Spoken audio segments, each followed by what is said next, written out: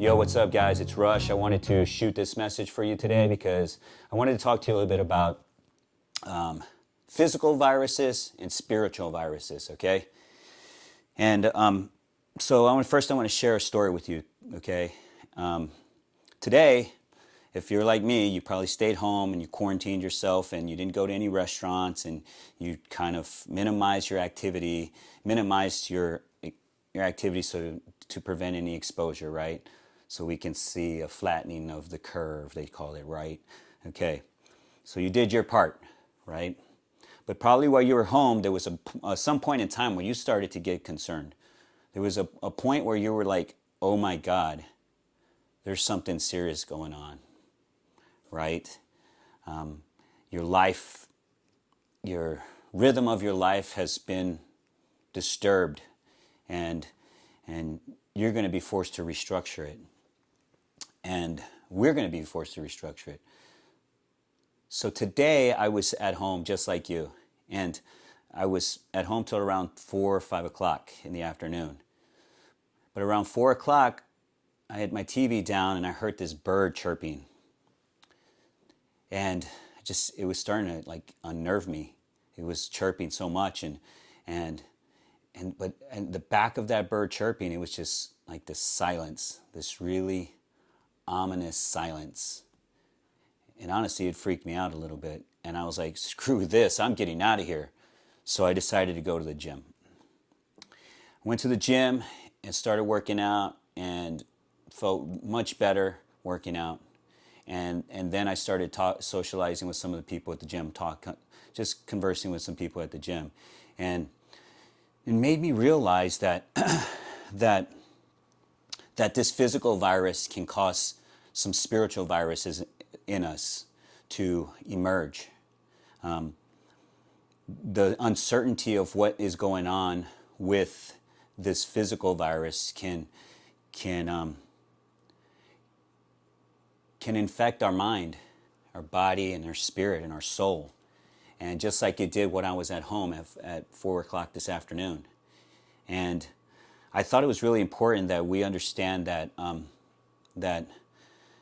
that there is a spiritual virus that is part of this physical virus that we need to be aware of.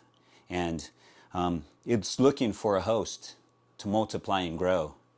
It wants to incubate in our souls and cause doubt and uncertainty. And it's looking for the most vulnerable people out there. And it's really important that we're really aware of that. In Ephesians 2:2, he's referred to as the prince of the power of the air. And that's where he gives you the air, emotes uncertainty and fear and anger and anxieties. So it's really important that we have a plan. That we have a plan with someone that we know, with people that we know. See, for me, the gym is like a refuge for me. To be quite honest with you, I go there and I'm encouraged.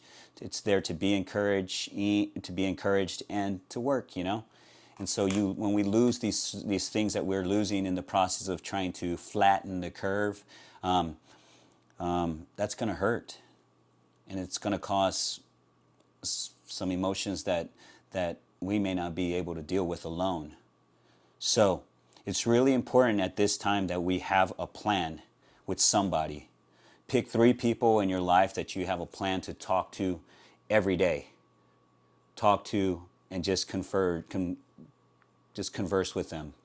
And I'm going to tell you, the most strongest people, the leaders of this community, your coaches and personal training and stuff like that, they're not immune to the spiritual viruses that come with this situation. So please make sure that they're cared for too. Okay? So have a plan with somebody, some people that you know, and formulate a plan so that you have an action plan to get you through this moment in time, this change of life, and that way you can have some harmony. The only way we're going to get through this is together. And for you leaders in the fitness industry and in other industries that you lead and you inspire people to inspire people to grow, I'm going to challenge you to take the reins and organize these groups, because because that's in essence the next phase. This is the next part of this. This is the transcendent moment for your life to have really. I think this is the omnipotent experience that God's calling you to answer. So, for you guys that are leaders in the community in that regard, you already have a base that really you're inspired in workouts. You might want to have a plan with your peers, and talk to them every day, and you converse with each other. Have a plan to engage with each other and spend time with one another. And don't be and don't let the spiritual viruses consume you to where it paralyzes you and causes great fear, like it almost did to me today. Luckily, I got up, and the gyms are going to be closing. There's things closing now. So this connection, this is the part where the spiritual viruses want to look for a host. Question is, are you going to be that host? Are you going to allow it to be a host? Please take time to set a plan in place with some people that you know. Organize something to where you have a conversation every 2 days or something like that.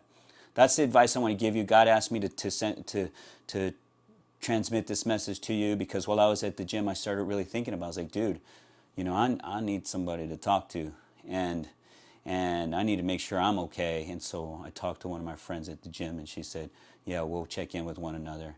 And that was really cool. Guys, as I always say, have peace and light. And you remember that the ocean refuses no river.